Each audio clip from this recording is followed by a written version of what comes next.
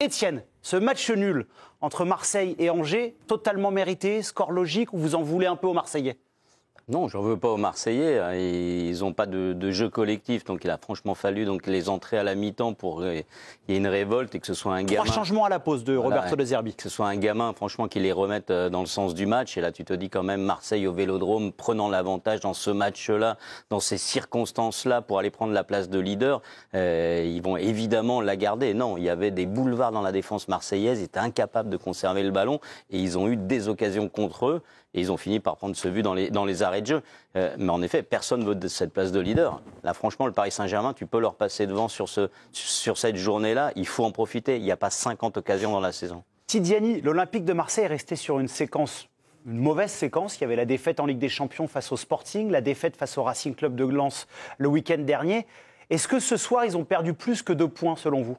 Non, parce que la saison, elle est encore longue et l'OM reste quand même une équipe toujours en formation, avec un effectif qui a énormément bougé. Et mine de rien, avec le calendrier fou qui s'est mis très rapidement en marche, j'imagine que Roberto De Zerbi est toujours un peu dans le laboratoire. D'ailleurs, on le voit très souvent sur les dernières rencontres, beaucoup de changements en cours de match. Donc il doit composer avec des absences, des suspendus, des blessés, mais il y a aussi des réglages, des ajustements qui sont effectués.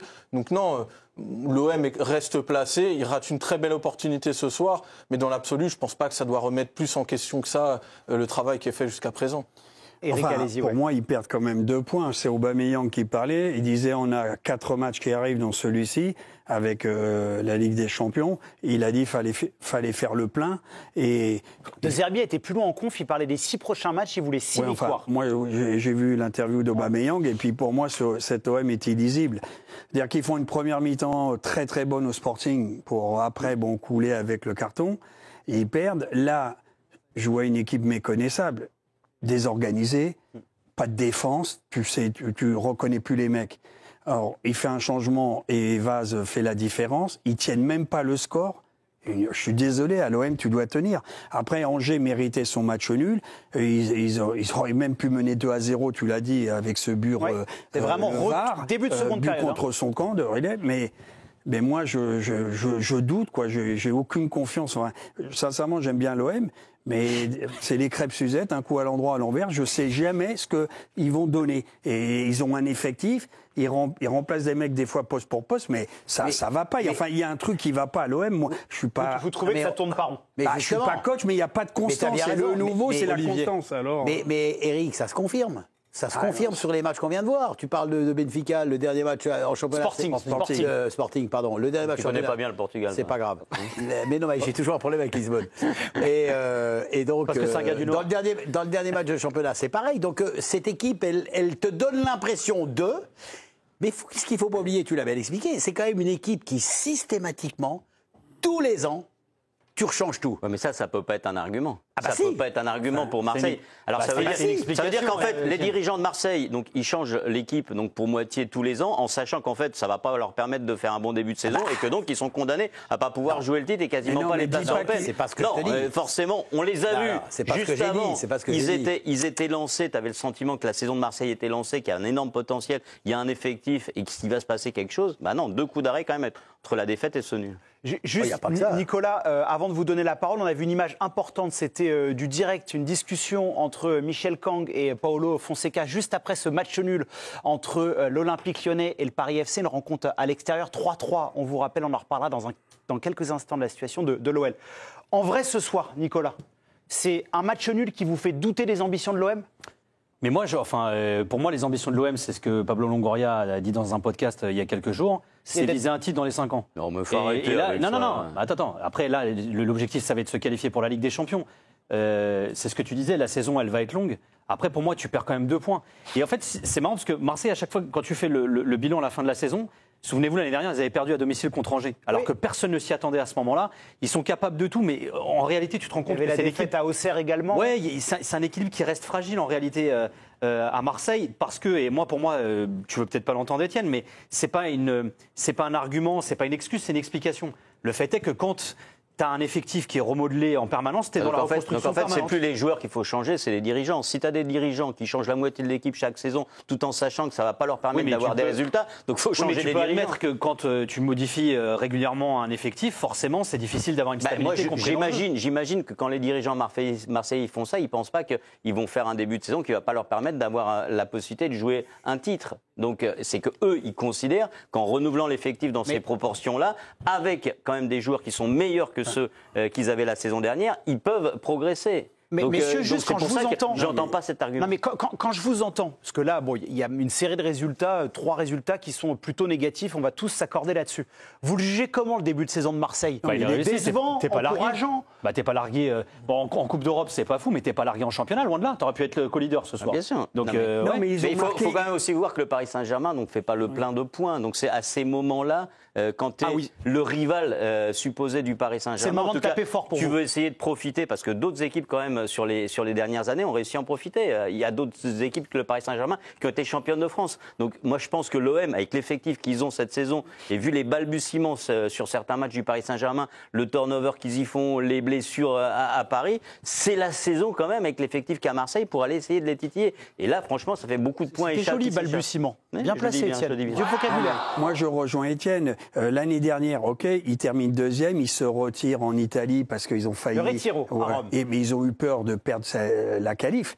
Donc, ils avaient une équipe qui était moins bonne que cette année. Et heureusement qu'ils ont changé des joueurs. Parce que s'ils avaient gardé la même équipe pour garder soi-disant des automatismes, ils seraient encore moins bons. Mais attendez, là, vous demandez à l'OM d'être le challenger de l'équipe qui a tout gagné l'année dernière en Europe et en France. Là, je parle pas. Non, mais si, parce que c'est ce que je comprends, là, apparemment. Moi, je demande à l'OM d'être l'équipe, si jamais le Paris Saint-Germain a une panne, et ça leur est arrivé des saisons précédentes, et aujourd'hui... Ça arrive parfois les pannes. Ça arrive quand même parfois les pannes, pas chez vous, Giovanni, mais chez certains, ça peut arriver.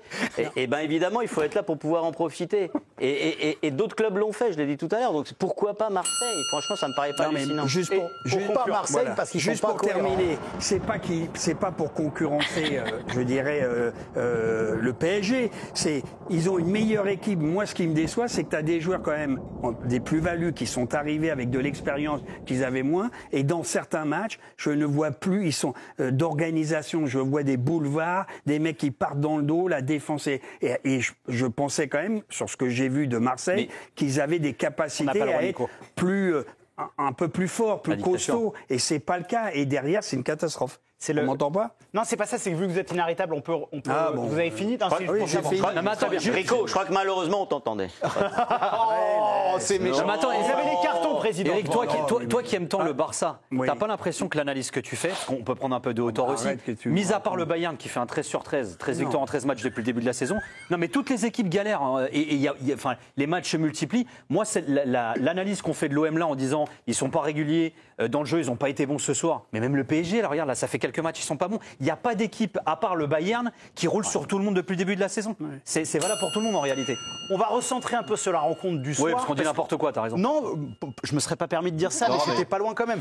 Juste parce que la prestation d'Angers, elle a été très belle. Bonne. Ah non, magnifique. On a vu deux styles, c'est-à-dire qu'on a vu Lorient faire un bloc très bas face au Paris Saint-Germain, et on a vu Angers, une équipe bien plus faible que l'Olympique de Marseille, aller chercher haut, faire vraiment une très très belle prestation. Ce soir, Tidiani, en priorité, vous blâmez Marseille ou vous félicitez Angers? On est obligé de blâmer Marseille par rapport à l'enjeu et à l'attente qu'il y a autour de l'OM et par rapport à l'opportunité qu'il y avait ce soir d'aller chercher une première place. On en a déjà parlé. Maintenant, ça n'empêche pas de saluer la performance d'Angers qui a joué avec beaucoup d'audace en première période. Moi, sur les premières rencontres de la saison, je les avais trouvés un petit peu trop prudents, timorés, avec des blocs bas un peu décevants. Là, ce soir, ça n'a pas été le cas. Ils ont eu des joueurs de projection comme Mouton qui sont allés porter le ballon très très haut, des joueurs de vitesse comme le petit Shérif en attaque a encore montré toute sa qualité. On rappelle qu'il jouait sans Prosper Peter, qui était la révélation de la début de saison après le départ d'Esteban Le Paul. Et d'ailleurs, c'est bien de noter qu'il y a 3 buteurs ce soir. Bon, Vaz en met 2, mais il y a 3 buts qui sont marqués par des joueurs de 18 ans